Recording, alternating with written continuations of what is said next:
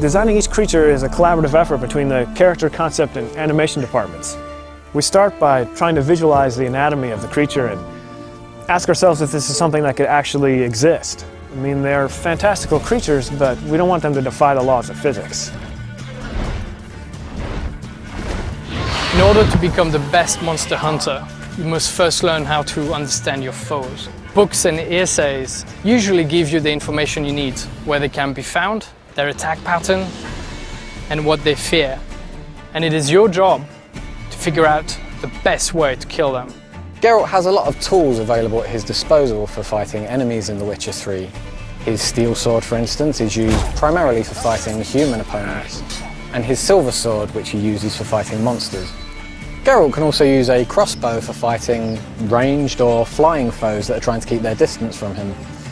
Crossbow is also very useful for fighting underwater against swimming monsters, such as the Siren. Harpies are vile feather creatures that fly around you and circle you.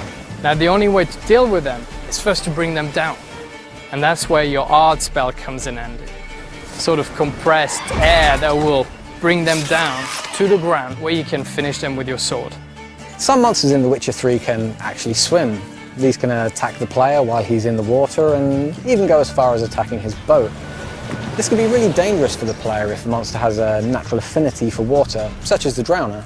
Drowners are creatures that live in swamps and will snatch at anything that comes near their ponds.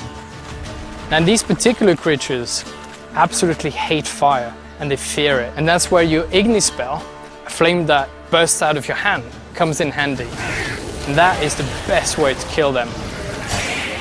With the werewolf, a bomb filled with silver powder will take away his regenerative abilities. This will make it much easier for the player to defeat him after. The player can use weapon oils to coat his weapons that will make them do enhanced damage against specific enemy types. The real trick to using this, though, is to know when and where to use them, and that judgment is left up to the player based on his surrounding environment, the weather, and even territorial marks that other monsters may have left in the area. So we've created this complex behavior system in the game that actually allows these creatures to live in the world that they inhabit. They're never just going to spawn in front of you artificially, and they don't just interact with the player. They interact with each other and with NPCs.